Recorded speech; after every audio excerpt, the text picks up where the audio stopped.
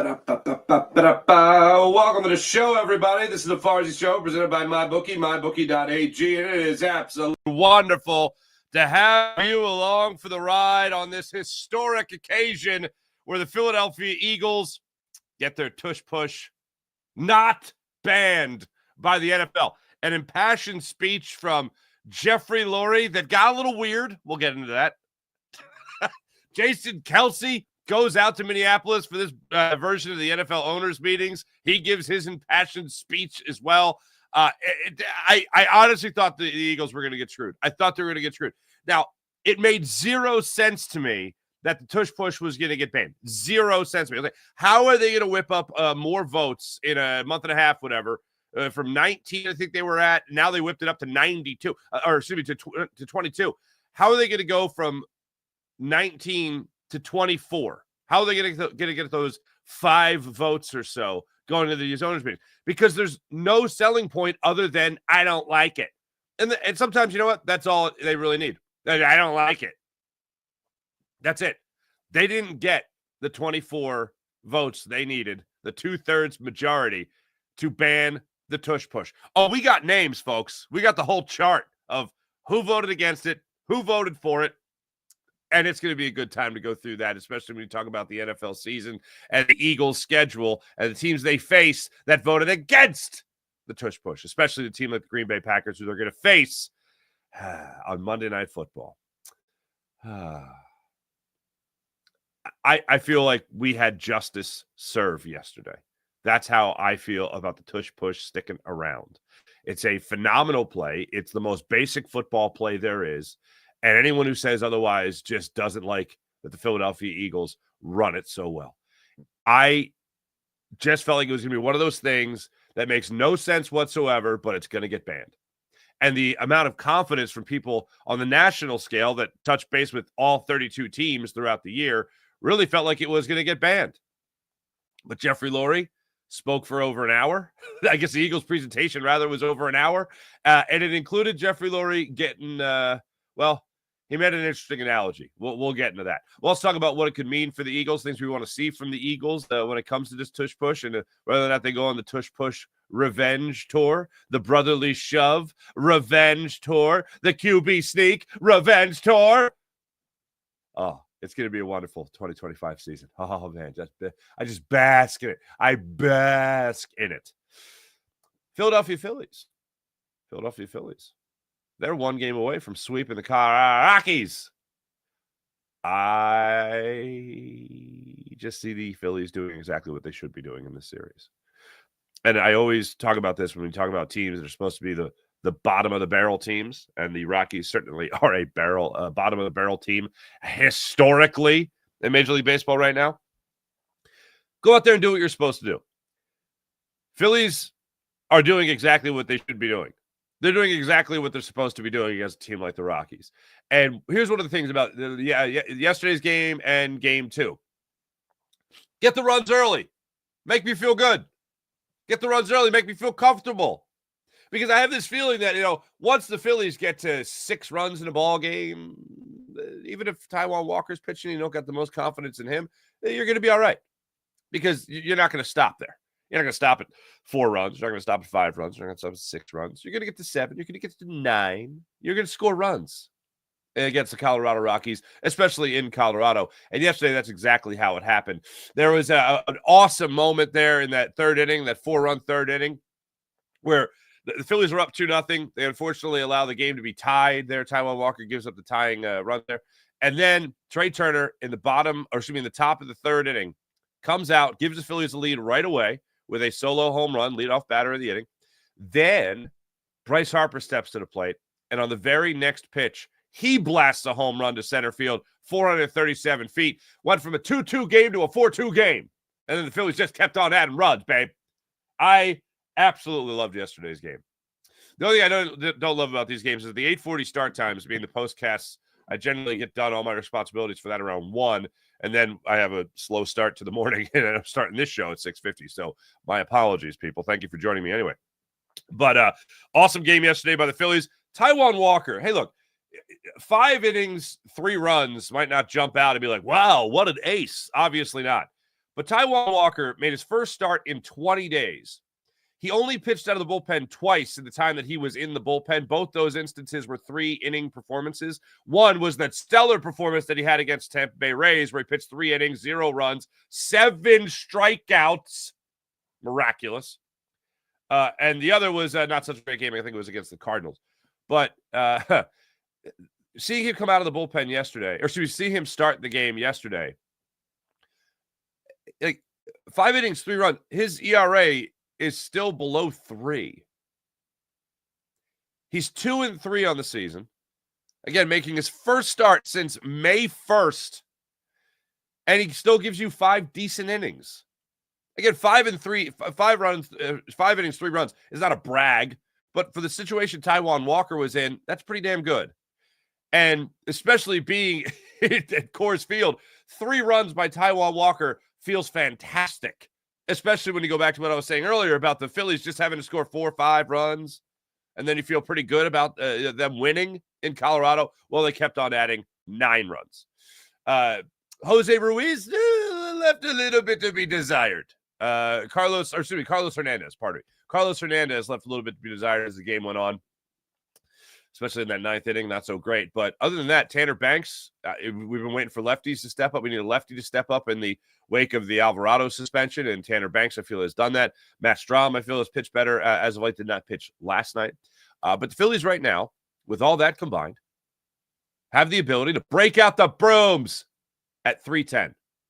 3:10, they could start going into the janitor's closet, pulling out the brooms, and getting ready to sweep the Colorado Rockies at Coors Field. I'm here for it. One little thing of disappointing news here. There, it's pretty sad. No home run from Kyle Schwarber yesterday. JT Realmuto got some hits for himself. 3 hits, 3 RBIs, a 2-run home run, base running blunder, but that's okay. We've seen games from Bryce Harper and Trey Turner where, okay, maybe they're turning around. Alec Boehm, maybe they're turning around. And that they have. All 3 of those guys I just mentioned certainly have turned it around. Bryce Harper's hitting something like 350 now for what, probably even more. I think it's even more than that since he buzzed his head. But this team is starting to click, or those guys have all started to click. They're in the midst of clicking. They're not even starting to click anymore. They are clicking. And JT Realmuto needs that offensive game to get him going in the right direction, and we hope yesterday was the case. A triple short of the cycle, and I'm sure you've heard this before. The triple is the hardest part. The triple is the hardest part of the cycle. So anyway, welcome in. This is the Farzy Show presented by MyBookie, mybookie.ag. It's wonderful to have you along. Yesterday in Minneapolis, Minnesota, Philadelphia Eagles had their signature play, the tush push put on trial. They needed 24 votes, the rest of the NFL, including Roger Goodell, by the way, needed those 24 votes to ban this play. My 3 key points on why it made no sense to ban this tush push play was that the argument was for player safety. Nobody's been hurt during the process of the tush push. Knock on wood. The other was the pace of play. It's a running play. So what are we even talking about? Pace of play. Really? Really? Really? The other is that the Philadelphia Eagles are the only team that runs this play with great success. That, too, is a lie. So the 3 arguments that have been made, and I feel like the third point there is an argument that most of us make in the Philadelphia area. Well, the Eagles run it better than anybody. Although that is true, I still can't believe the percentage of plays, the percentage of the time other teams run it and have a phenomenal amount of success. If you tell me any other team in football is running a play with 71% efficiency, you mean to tell me those teams wouldn't want that play to exist? Because that's what it comes down to. I know I've given you these numbers before, guys, but it's not just a play that the Philadelphia Eagles run well. So, again, to ban it makes 0 sense. Here are the numbers again. Eagles and Bills run it with 87% efficiency. 87% efficiency. The rest of the league is 71% efficiency since 2022. So it's not just the Eagles or the Bills that run it well or damn near to perfection. Other teams can run this play really, really well. But yet, here we were yesterday during the NFL owners' meetings in Minnesota. These are the teams, according to CBS, that voted to ban the tush push, and these are the teams that voted not to ban the tush push. Eagles obviously voted to keep it. The Baltimore Ravens, Cleveland Browns, I know I like those Browns, Detroit Lions, how about that? Jaguars, Jets, Saints, Patriots, Dolphins, and Titans. Now, here's what's so disappointing. Here's what's so disappointing about all this. The Arizona Cardinals, Jonathan Gannon, voted to ban the tush push. The Indianapolis Colts, Shane Steichen, voted to ban the tush push. The only loyal soldier to it all, Kellen Moore in New Orleans, the brand spanking new head coach of the New Orleans Saints, former Eagles Super Bowl winning offensive coordinator, he voted to keep the tush push. You Benedict Arnolds. You Benedict Arnolds. You Benedict Arnolds. Shane Steichen, Jonathan Gannon should be ashamed of yourselves. I love that this has taken on such a life of its own throughout the NFL, that this has become a thing. I love the idea that yesterday a news outlet that I have on, it was CNN. CNN. Of all the news outlets that I have notifications for on my Twitter feed and all that stuff, X feed, whatever, CNN sent an alert. I'm used to getting a little bit more serious news from those wonderful from those people, I should say, and I'm like, wait, hold on. CNN is reporting that Tush Push is staying. Wow, what a global impact! Way to go, everybody. It's wild. Now, it was a little difficult to interpret the original report that had, Tush Push Stays 24 to 10 or 22 to 10, excuse me. I was like, wait a minute, hold on. Did they lose votes? Because I thought they were at 19, and to get to 10, I was like, damn, good job, Jeffrey Lurie, and whatever. But no, it was the other way around. It was 22 votes against the tush push, 10 to keep it. What a world. I love seeing Roger Goodell lose. And I love seeing the Philadelphia Eagles win. Love it. Justice prevailed yesterday. Now, I'm going to act like I don't know what Jeffrey Lurie said yesterday. But let's have some fun with this. So Jason Kelce, I'm sure, gave a locker room rah-rah Disney movie at halftime type of speech to the NFL owners yesterday. I'm going to go ahead and assume that was rather convincing. Now, Jeffrey Lurie, according to, I think it was The Athletic, he had some very interesting things to say. One writer recalled it as, toward the end of the speech that lasted close to an hour, Jeffrey Lurie made an off-the-cuff analogy.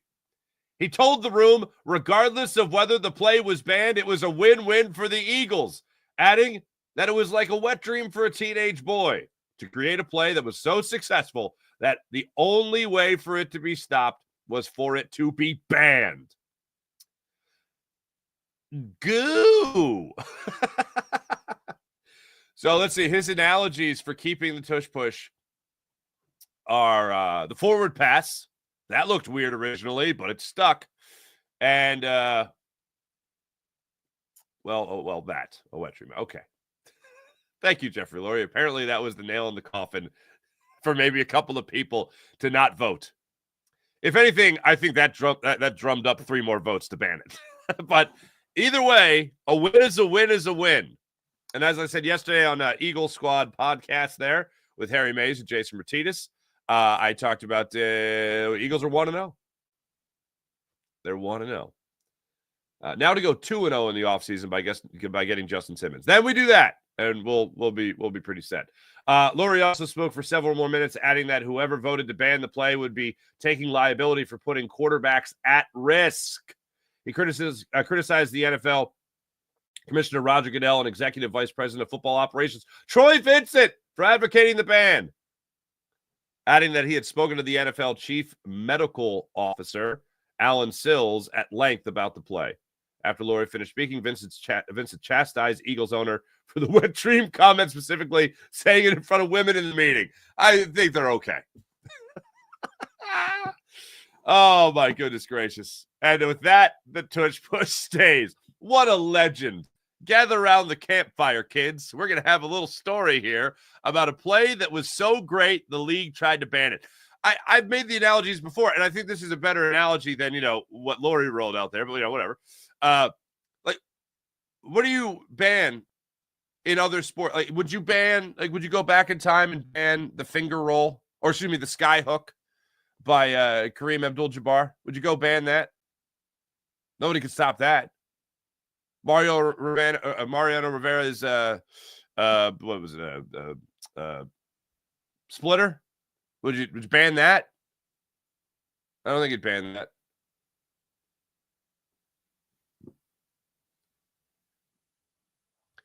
This is a play that the Eagles run, yes, better than anybody. But the other around the league, they run it rather well also. So I still don't understand how this was ever presented. And the only thing that makes sense is a narrative that a lot of us bring up. A lot of people try to poo-poo it and say, no, that doesn't make sense. That you're not the center of the universe. It doesn't revolve around you. But the only reason this got mentioned is because of the Philadelphia Eagles. It's the only reason. The only reason that this is even a conversation point is because it's the Philadelphia Eagles. If it was the New York Giants, if it was the Dallas Cowboys, this would be, oh, what a great play. What a great play. Oh, they're brilliant. People would be focusing on the brilliance of the coaching staff. They wouldn't be focused on banning it. Philadelphia, some people argue that the city itself, fan base itself, has a little brother complex. I don't really think that's as much to do with us as it is with other people just looking at us like we're their little brother. When we ain't, man. America was born here. You're welcome.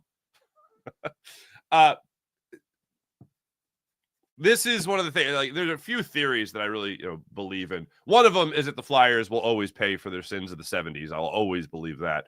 And the other is no one likes us, we don't care. No one likes us, we do. We care a little bit. And if you ever need evidence that no one likes us, the Philadelphia Eagles designed, coached, and executed a play. And Jeffrey Lurie's best point was, that it's a great thing. It's the biggest compliment to design something like that, to execute something like that, to coach something like that, that is run so well. And the rest of the league, despite their own success, knows that the Eagles are the best at doing it. You're going to ban a play that the Eagles perfected. What more evidence do you need that the world's against you? You put the Washington Commanders over your knee in the NFC Championship game. I guess all of a sudden the world is Commanders fans. Okay. You put the Super Bowl darlings over your knee in the Super Bowl, Patrick Mahomes and company, and you destroyed them in the Super Bowl. And now you're running it back. And I think most of the league knew, maybe with a question mark surrounding Dallas Goedert, that you were going to be running it back. How can we mess with the Philadelphia Eagles? They're going to have A.J. Brown, Devontae Smith. They still have Jeff Stoutland. How can we mess with them? Oh, let's take away their signature play. Well, you didn't. You lost. Now, how would I like to see the Eagles respond to this? Well, they could not have been better. As you saw in the thumbnail of the show, Philadelphia Eagles put out yesterday on social media, push on. with that picture. They could not have loved this even more. They put out I think it was a 26-minute video, 24 or 26-minute video of just tush push plays that they have run. I am here for every second of that. So how do you want to see the Eagles respond this season? I would love to, and I've said this before, I would absolutely love to see the Philadelphia Eagles not run the play against the Green Bay Packers and just stomp them. I want, my desire for this is that the Philadelphia Eagles barely use the play in the upcoming season. But against teams that they face this year, especially teams that voted against the tush push, like, oh my goodness, the Dallas Cowboys. Oh my goodness, the Kansas City Chiefs. Oh my word, the New York Giants, the Buffalo Bills. All these teams that they're going to face in this upcoming season. The Tampa Bay Buccaneers, the Chicago Bears. I want to see the Philadelphia Eagles go on a New England Patriot type run after Spygate. That's what I want to see them go on. A revenge tour. I want to see them continue to run up the score. I want to see Jalen Hurts on the sideline like Tom Brady when they were up, 40-10 on the sidelines going, we ain't done. We ain't done. Hey, we ain't done. And I just want to see the Eagles destroy teams. I want the Eagles to be out for blood this season. Now, does that sound dramatic? A little bit, but worthy. I think it's worthy of the moment. I thought after the Eagles started putting out everything, just taking the rest of the NFL, just rubbing their nose in it. I was like, just next year, just run it up on all these teams. You start out the season, obviously, against the Green. Oh, wait, what am I doing? I still got it right here. All right, you got the Cowboys start out. Chiefs. Oh, baby. Just knock them out. Just knock them out. Whoops, that's a tush push band. Chiefs, Rams, Bucks, Broncos, Giants, Vikings, Giants again, Packers, Lions. We're cool. Cowboys again. Bears, Chargers. Hey, where did those Chargers come in all this? Yeah, they voted to ban it like a bunch of babies. Commanders, obviously, Bills. Yeah, just keep Raiders, Chip Kelly. Yeah, just keep on. Just pour it on. Pour it on. One thing I didn't look at. Ravens, no. Lions, yes. Browns, no. Jaguars, no. Jets, no. Saints, no. Patriots, no. Titans, no. These are teams the Eagles don't play this year that voted not to ban it. Thanks, guys. Much appreciated. And I did laugh heartedly. I laughed hard at the fact that the Philadelphia Eagles just kept on putting things out on social media to celebrate the tush push sticking around. It's a thing of beauty. It's a thing of beauty. Your Philadelphia Phillies. The Colorado Rockies are the worst team in baseball. And they might be the worst team in baseball ever by the time it's all said and done. That's how bad they are. They're coming off a sweep of the Pirates. They swept the Tampa Bay Rays. They have now won, with yesterday's win, clinching this 4-game series, winning the first 3. They have now won 7 of their last 8 series. You have an opportunity today, albeit in a 4-game series. You have an opportunity today to get your 3rd sweep of those 8 series. Marquez is on the mound today for the Rockies, who pitched 6 scoreless against the Phillies. Actually, his best start of the season, 6 scoreless. He's got an ERA of like 9 now, 8.25, I think it is. That's what the Phillies are going up against today. Complete the sweep. Finish this off. Do exactly what you're supposed to do before going into Oakland. And those should be another couple of easy victories there for the Phillies for about a 500 team. Oakland, did I say Oakland? The A's, Sacramento. Go up against the Sacramento A's and really take it to them. Phillies have an opportunity to do that. They have an opportunity to do all of it. They got Ranger Suarez on the hill today against Marquez, who again went 6 innings against the Phillies, scoreless in his first start of the season. He's got an ERA of 8.78 on the season. He's 1-6. He's coming off a 7-run, 5-earned-run performance against the Arizona Diamondbacks. Before that, he went 7 innings, allowing just 1 run on 3 hits against the San Diego Padres of all teams. He was great against. But when he made his first start of the season, he struggled mightily against he made the Phillies struggle. 6 innings, 4 hits, no runs, no walks. All right. Get a little revenge on him today, I guess. But just complete the sweep. Would absolutely love to see the Phillies go out there again in Colorado, bust out brooms before they're on their way to Sacramento to play in another minor league ballpark. Their second of the last 8-game series, by the way, or 8 series. Go out and do that. Trey Turner has been on fire. Bryce Harper has been on fire. Ichiro Muto get his hits yesterday. It was great because he has struggled so much. Alec Boehm got another hit yesterday, got another RBI yesterday. He has continued to play really well. One of the things that was interesting from yesterday, though, Weston Wilson left the game, I think, after the first or second inning with migraine. He had a migraine. So he sat out the rest of the game. Tom McCarthy had said he hoped it wasn't his oblique injury. It was the first thing I thought of because that's what kept him sidelined for the first, month and a half of the season. He is it's not that, thank goodness. It's a migraine, so hopefully he gets some rest.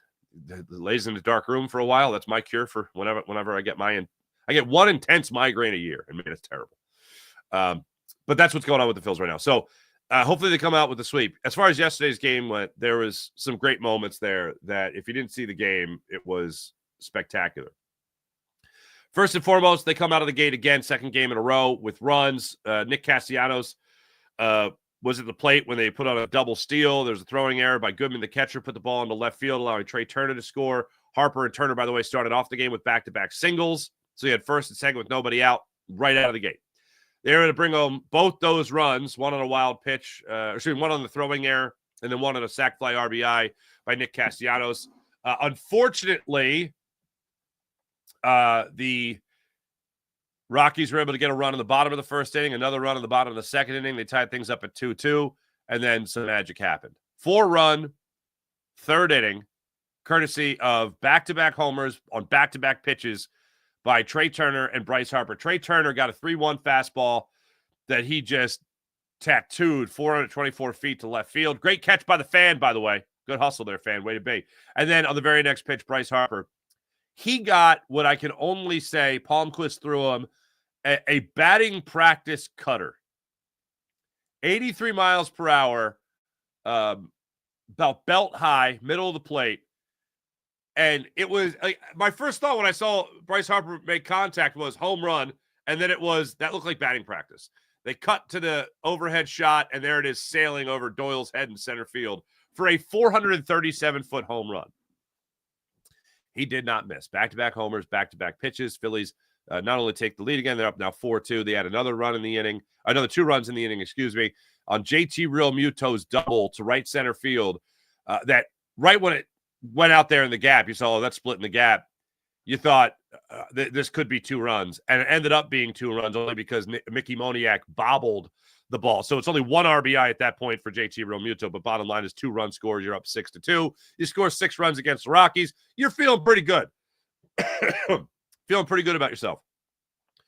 Rockies got another run in the bottom of the 4th inning on a Martini home run off of Trey Turner, Taijuan Walker. Was an 0-1 cutter that he put 388 feet out to right field. So now it's a 3-run ball game again. Phillies get that run right back on an Alec Boehm RBI single in the bottom of the 5th inning. Phillies had an opportunity to tack on a couple of more in that inning, and unfortunately they did not. When you play teams like the Rockies, and this is where I say, even the Pirates in the first game of that series, they walked a lot of guys. They had some blunders throughout the series. The Phillies took advantage of that. Phillies took advantage of blunders in this series as well, and there's a great example here in the 5th inning where Nick Castellanos hit a blooper over first base down the right field line, and there is mass confusion between, who was it? Was it Amandar and, oh God, I'm blanking on the other guy's name, Farmer. And it drops in. He reaches on first base, starts out with a single because there's no errors anymore in baseball. And he comes around to score on the Alec Boehm single. So Phillies take advantage of a blunder there by the Colorado Rockies. Then later on, sixth inning, tack on two more, courtesy of the two-run home run by JT Realmuto. Got a 2-2 changeup that he just put down the left field line, 418 feet. Good to see that for JT. Came up in his last at-bat and even admitted in his post-game press conference that he tried to jump on a changeup, swung at a pitch that was well out of the zone. Little antsy, trying to get that triple for the cycle. Didn't work out too well. Phillies, Carlos Hernandez in the ninth inning of yesterday's game. The goal here for the Phillies without Jose Alvarado is to do really well in the later stages of the games. That was not the case for your boy. 3 hits, 2 runs in the bottom of the ninth inning. Joe Ross gave up 2 hits. Tanner Banks scoreless 6th inning. Good to see that for him. And that was that. 3:10 start time today. Phillies have an opportunity to break out the brooms, and I'm certainly hoping, as we all are, that is the case. They are still in first place. Mets won yesterday. They're still in first place by a game and a half. A lot of great signs. A lot of great signs for the Phillies yesterday. So that's a phenomenal thing. Let me tell you about the Game Time app. Download the Game Time app, create an account, use promo code FARS. You get $20 off your first purchase on the Game Time app. Want to go to the game, the concert, the comedy show? Game Time app has you covered. Don't forget about the Game Time Picks feature as well, which filters out all the fluff and gets you right down to it. The best seats at the best prices on the Game Time app. And how about this? Don't forget about the incredible seat view option on the Game Time app, where you could view your seat's vantage point before you buy it, so you take the guesswork out of buying tickets. It's really made the process so much easier when you talk about the Game Time app and buying tickets to the game, the concert, the comedy show, whatever your interest, Game Time app has you covered. So once again, download the Game Time app, create an account, use promo code FARSY, and get $20 off your first purchase on the Game Time app. How about PHL Sports Nation, Philadelphia Sports Nation, enhancing your Philadelphia sports fan experience across all social media and blogs? That's PHLSportsNation.com. Sky Motor Cars. Check out Brett's amazing inventory at skymotorcars.com.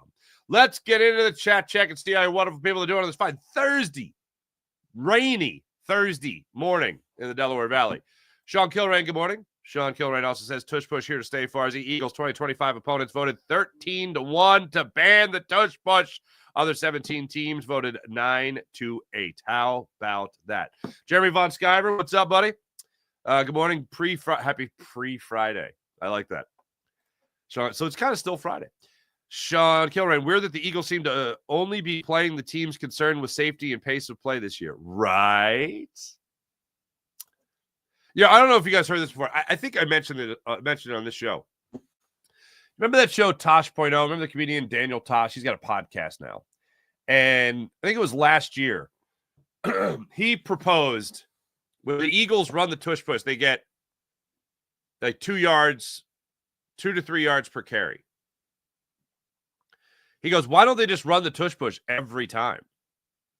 I mean, that's a first down. That's a length of the field type of situation there. If they're running a play where they're gaining 3 yards every single time, you can't be stopped. Just run it every play. If there is going to be a game they do that, I'm going to go ahead and suggest Monday Night Football, Green Bay, Lambeau Field. That's what I'm going to suggest. Do the Tosh. Do the Tosh .0 version of the tush push. The Tosh push. By the way, I was speaking of Lambeau and the Green Bay Packers. I watched the documentary that just came out on Brett Favre. Those, I forget what they're called. The series on Netflix that highlights sports controversies and all that stuff. I mean, it's news. I don't feel like I'm spoiling anything. I'm not going to give specific details. All I'm going to say is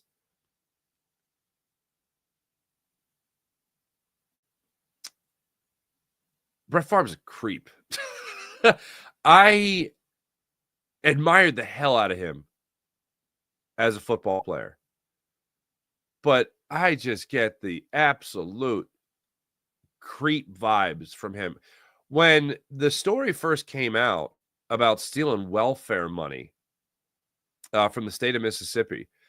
I was like, okay, I'm sure he's got a lot of investments, and I'm sure he's not on top of them all.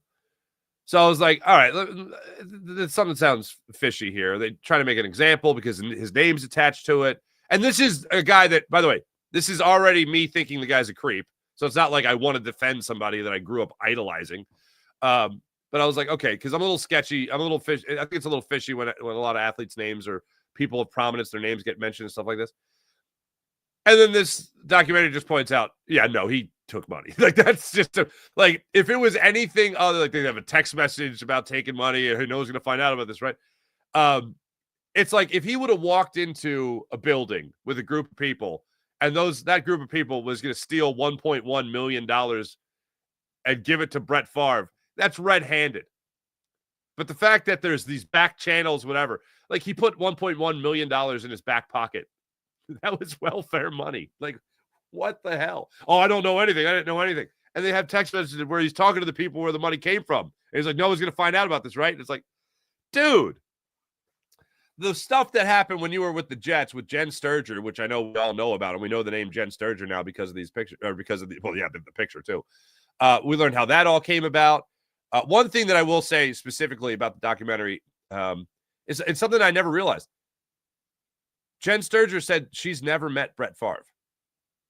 Brett Favre took a liking to her with the Jets, and she never played into it. She never went to meet him. It wasn't like they had a flirtatious relationship that Brett just took too far. It wasn't like that at all. She according to her, was creeped out the entire time. I recommend the documentary. It's a good documentary. I think it was like an hour. But I really did not know much about the situation in Mississippi, and it's like, oh no, guilty as hell. Just guilty as hell. Welfare money. Good God, man. Meanwhile, we're talking about the tush push. They should be talking about Brett Favre. Get your boy under wraps there, Green Bay. Anyway, recommend it.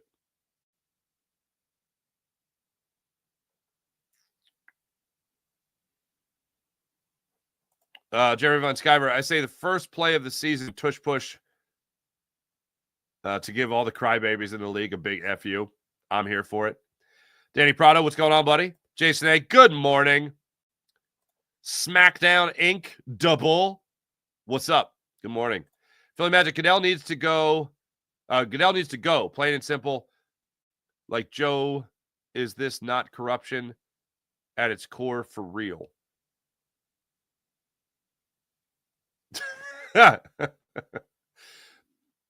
Yeah.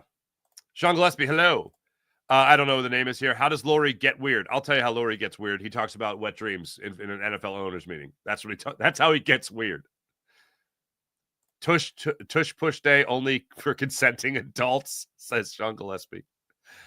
JB, Jeffrey Lurie walking out of the owners meetings wearing the cartoon baller shades like in the memes. I like that. April, good morning. Jeremy Skyver, I expect the Phillies will be playing a little Bachman Turner overdrive. Taking care of business, showing my age. Working title, Kathleen Turner Overdrive. But as for now, will be known as Barry Jive and the Uptown Five. I've been really trying, baby. If you know, you know. April, love that the Lions voted to keep it. They want to play teams at their best. There you go. Dan Campbell ain't no punk. Definitely surprised to see the Bills voted to ban it. Well, they're dumb. All you have to do to know if the Bills are dumb is watch them in an AFC Championship game. You just be like, oh, wow, this team's dumb. Philly Magic 365. Vince Lombardi is rolling in his grave since the Packers are chumps now. Jeremy, but Sean McDermott is bitter even though they run it the second best. Right? Here's another. Okay, Sean Gillespie, this is a good one. 2 strong quarterbacks are more successful in the push. The rest of the league needs to do squats. True. I'll say this on this note there, Sean Gillespie. Part of me wants the Eagles to not run it at all. Let's just say the Packers. let's say they're up 50-10 on the Packers in the fourth quarter, and Tanner McKee comes in. I want the Eagles to be in a tush-push situation with Tanner McKee, and I want them to tush a push for a first down. That would be the ultimate F you. Oh, we didn't even need this to beat you guys with the starters in. But we're going to have some fun with our backup, who, by the way, does not squat 600 pounds, you big babies. Sean Kilrain has the numbers right here. Eagles sneak percentage, conversion to first down or touchdown, pre-tush push, 2017 to 2021, 87% tush push era, 85%. That's interesting. The only thing I will say that is wild, we don't see quarterback sneaks. I don't think we see them run quarterback sneaks on like 4th and 2, the way we've seen them run the tush push on like a 4th and 2.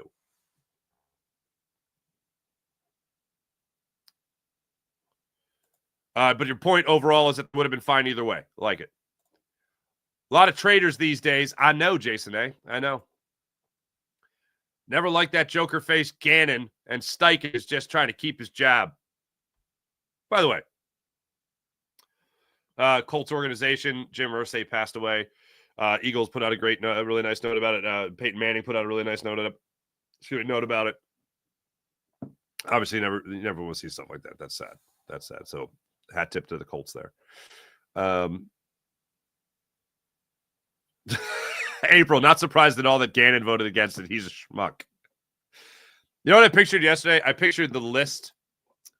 I think who was it? I think it was Shefty that put it out, the list of people that voted against the tush push. I thought of Billy Madison. I thought of, because, I have Family Guy brain and my mind's all over the place. I thought of Billy Madison, and I thought of Steve Buscemi with the list of people to kill. And then Billy Madison calls him, "Hey, I kind of pushed you around when we were in school. I'm sorry about that." "Oh, okay." And then he goes through the list and just crosses off Billy Madison off the list of people to kill. It's like, this is the list of people to crush in 2025. Oh, man, I really hope they crush the Cardinals in the wait, not the Cardinals.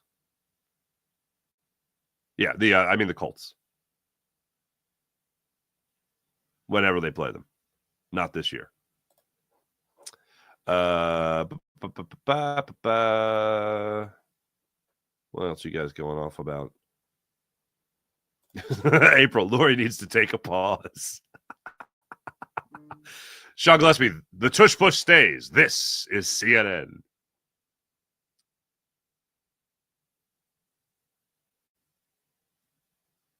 Wait a minute. Hold on. Jason A. Someone from Poland yesterday said they even announced the tush push on Polish TV.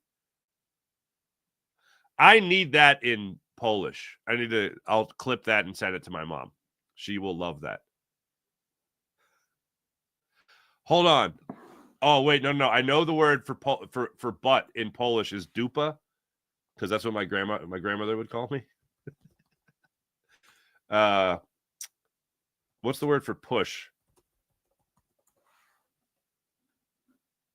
Do I have this? Push.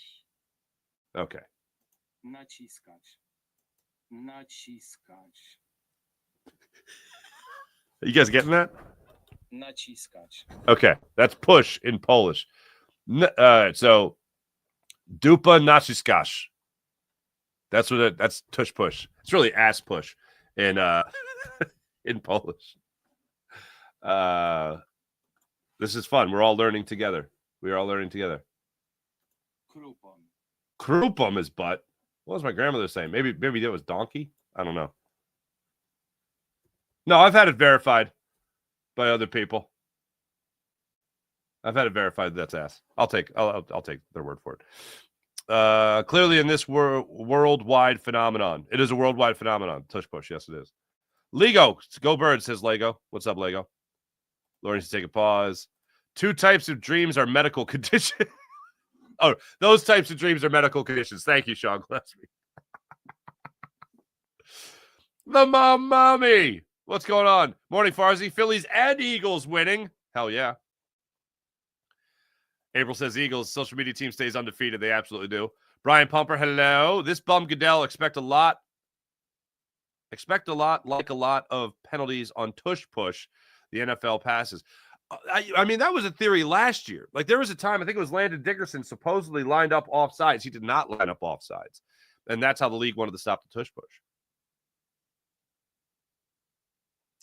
April, absolutely. The scene of Half-Baked. Bleep you, bleep you, bleep you. You're cool. I saw that, Sean Kilrain. Gene Segura retired from baseball. Mean Gene. Always liked him. Ken Sa, good morning, brother. God bless God bless you guys, my friends. There you go. Thank you. God bless you too, Ken Sa. The Green Bay catching strays for Goodell's hate, says Theo. Absolutely. Darkwing Ducky, what's up, bud? Birds should run nothing but variations of the tush push in Green Bay. I was thinking, oh man. I was thinking of that yesterday. I was thinking about the because I watched, I don't know, maybe 5 minutes. Even that might seem much. I watched like 5 minutes of the Eagles' 26 minutes of just the tush push video they put out there, and my thought was they should run these fake tush pushes where Jalen Hurts either bounces to the outside or it's they throw it. He rolls out and they throw it. I'm here for all of it. Theo, Brett Favre led all quarterbacks in interceptions. Yeah, he threw a lot of those. Jason, yeah, the welfare thing was crazy. Favre was my favorite quarterback in 96 when I went to kindergarten that year after the season. He won the Super Bowl. There you go. Ooh, Untold Story. That's what it is. Thank you, Sean Kilrain. Just watched The Liver King. I don't have a lot of interest in The Liver King, but I might take a glance at it.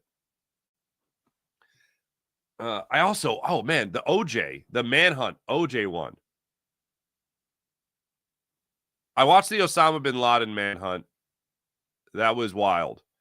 That was wild, and I don't want to spoil the ending of it because it doesn't just end at, obviously killing Osama bin Laden. It ends at one of the, I don't even remember if cabinet member is the right description, but the ending of it is like, oh, damn. It's like, ugh. Like, you feel terrible, not about what happened with, justice being served, but if the statement that was made at the end of it was just like, ugh. Like, you go from kind of reliving the moment. Remember the Phillies playing the Mets that night and it spreading throughout the stadium. I remember I was on WIP after that game. And so I just thought it was the coolest thing, just watching everybody react to it. And, of course, I'm on social media and I'm seeing the news. And then you start hearing the USA chants. And then I remember Cliff Lee after the game being like, whoa, it's about time they got him. And I'm like, okay, Cliff, take it easy, pal. But, yeah, that was the wild one. That's 3 episodes. The OJ one is 4 episodes. And I was a kid when that was going on. I remember when the verdict got read, I remember my teachers saying, we're going to watch the OJ verdict. They wheeled in the television that had the seatbelt. You remember that? It was on wheels, and they rolled it in the big tube TV because that was a TV. There was no flat screen, and they rolled into the room. They go, we feel like this is a part of history, so we want everyone to watch this and witness history. And I remember even then, as a 7th grader, looking at my teachers, going, "Yeah, okay, yeah, you just want to see it. You just want to watch the verdict," and I'll never forget it. But, I mean, I was a kid, so you don't remember a lot of the stuff that went on. Oh, man. Believe me, OJ did it. That's where I'm still at. But it does highlight a lot of the evidence that was a lot of questions about the evidence. Don't get me wrong. Still overwhelming amount of evidence that he did it. I still believe he did it. That the documentary doesn't change my mind on that. If anything, it confirms it. But it just goes to show how you don't have to. I mean, everyone knows this by now, I think. You just introduce reasonable doubt. So you could fabricate stories, put thoughts in jurors' minds, and they go, oh, maybe that's what happened.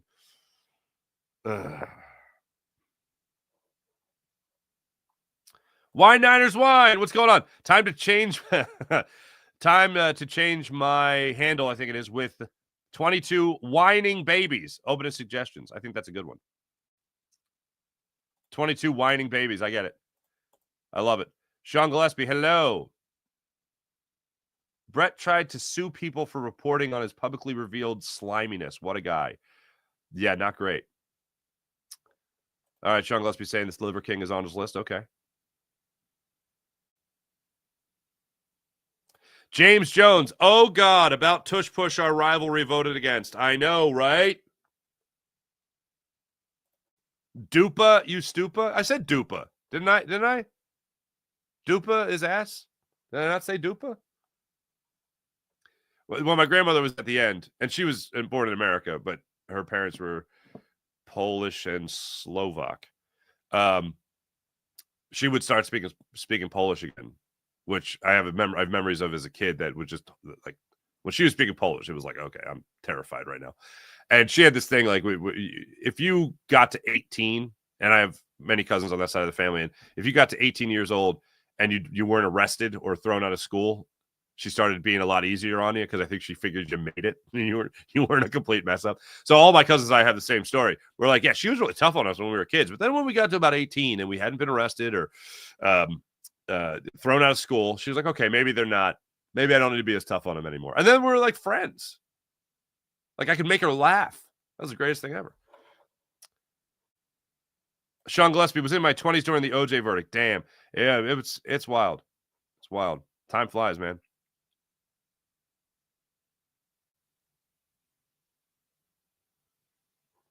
Wait a minute. James Jones, damn tush story. Philly blew out of proportion. Wow, rest in peace to Jim Irsay. I don't feel like Philly blew it out of proportion at all.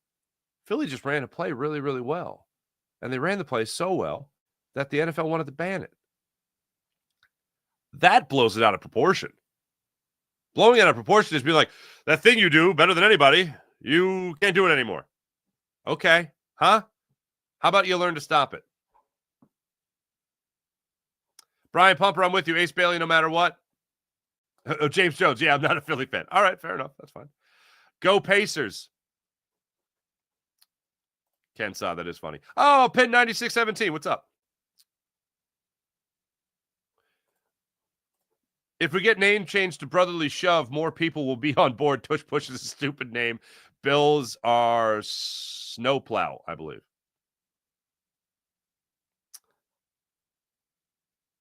Oh, okay, whatever.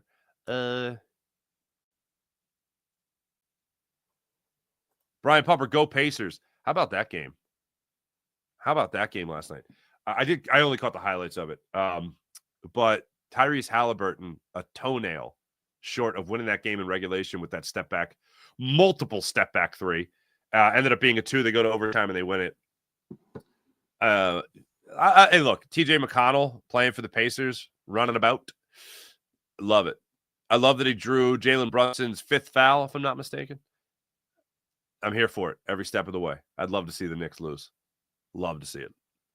But that's just another team then that the Sixers have to worry about in the Eastern Conference that has lapped them. It used to be just Boston, Milwaukee a little bit. Now, Cavs are a pretty damn good basketball team. The Pacers are a pretty good basketball team there. The 3 wins away from a NBA Finals. The Knicks, obviously. A lot of teams seem to lap you. A lot of teams. Oh, yeah, I did see that, Jim Rice. Tyrese Halliburton made the game-tying shot and then started making the choke symbol to Reggie Miller. That is pretty clutch. That is pretty clutch. Thanks, everybody in the chat. You guys are wonderful, as per usual. Let's get to the Morning Rush brought to you by Sky Motorcars, SkyMotorcars.com. Number 1, Tush Push Stays. Number 2, 3:10 start time today. Phillies, Rockies. Phillies will go for the series sweep of the Rockies, a 4-game series. They'll go for the sweep. So that's what you got going on today. Thanks for watching. Thanks for listening. My name is Mark Farzetta. This is the Farzy Show presented by MyBookie, mybookie.ag. Back with you guys tonight on Locked On Phillies YouTube channel after the Phillies complete the sweep of the Colorado Rockies. Again, 3:10 start time. Ranger Suarez on the hill. See you guys after all that. Have a great rest of your day. See you.